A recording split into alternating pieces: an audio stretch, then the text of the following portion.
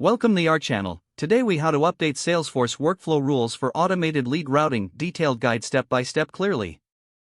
Begin by logging into your Salesforce account. Navigate to the setup menu by clicking on the gear icon in the upper right corner. In the quick find box, type workflow rules. Select workflow rules from the drop-down list. Locate the workflow rule you intend to update from the list displayed. Click on the rule name to open its details page. Review the current criteria and actions associated with the rule. To edit the rule, click on the Edit button at the top. Make necessary changes to the rule name or criteria as required. If you wish to modify the actions, scroll down to the Immediate Actions or Time-Based Actions sections. Click on the Add button next to the corresponding section to create new actions.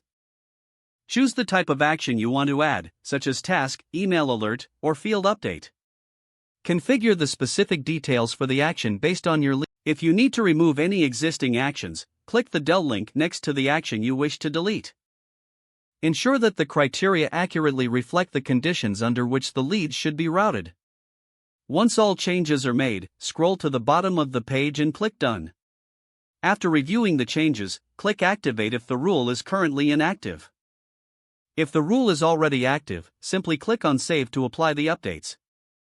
Keep an eye on your workflow for any potential updates or triggers. Once everything is saved, your updated workflow rule will now automate lead routing based on your new specifications.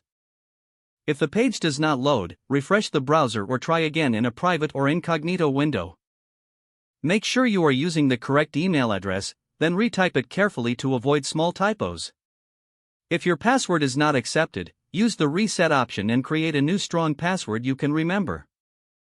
Check your spam folder for verification or security emails, then complete any requested confirmation steps. Enable two-factor authentication if available to improve account security and reduce unauthorized access risk.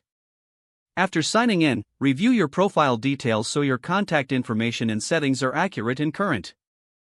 If you see an error message, note it down and try again after restarting your device and internet connection.